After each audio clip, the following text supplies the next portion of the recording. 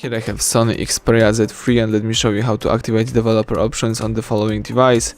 So at the very beginning, let's start by using your home screen. Here you have to find and select the apps icon.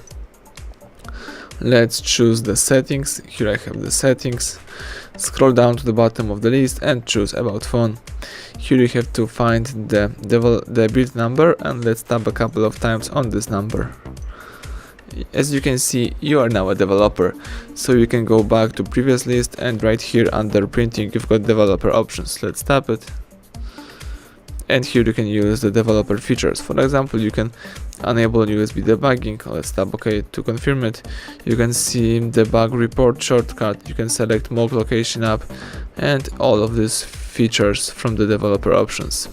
Let's go back. Now you can use your device in a normal way.